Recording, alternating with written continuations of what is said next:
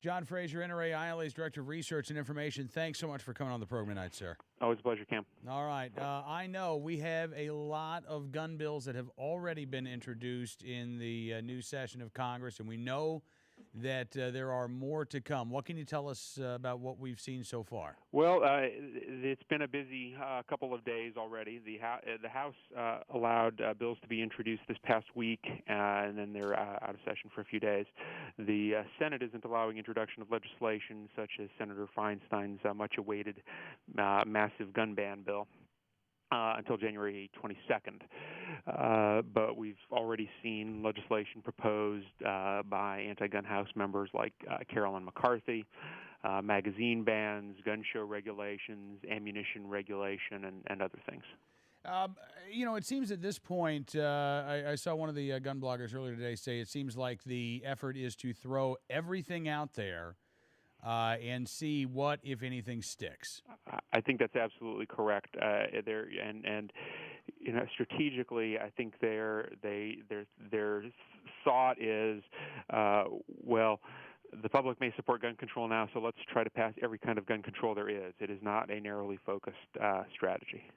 And so to that end, I mean, we're talking about everything from de facto national gun registration. Senator Feinstein has talked about, a national registration system for semi-automatic firearms. We've seen these gun bans introduced in places like Illinois at the state level that would include everything from pump-action shotguns to 1911 pistols. John, I got to be honest with you. I mean, even going back to the mid-1990s, I'm not sure we've seen this this volume of anti-gun legislation? I think you would have to go back to the 1990s. No one is currently proposing a repeal of the Second Amendment, which is something that we always saw in the early 90s, early to mid-90s at least, Major Owen's old bill. But we've certainly seen, basically in the last few weeks, we've seen everything talked about now that was ever talked about in the mid or late 90s, whether it was in the Brady bill, Clinton gun ban period of 93, 94, or whether it was in the juvenile justice debates of 1999 and 2000. Yeah, and so at this point, John, what is the Institute for Legislative Action's message to gun owners? Well, we are gearing up for an all-out battle on these issues at the federal and state level. Gun owners should be prepared for the long haul, but it's a long haul that's going to start soon,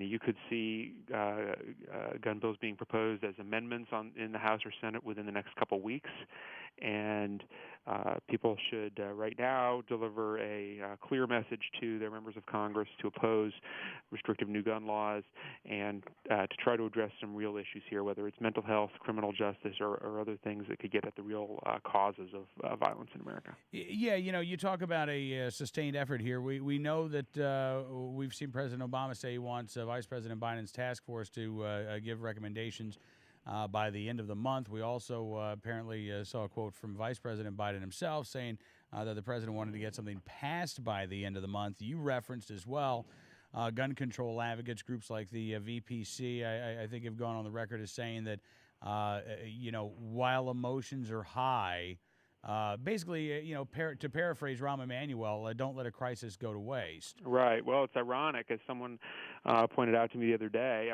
It's ironic that the people who argued for years that you should have a waiting period to allow people to cool off before buying a gun don't support the same principle when it comes to passing legislation in the wake of a tragedy.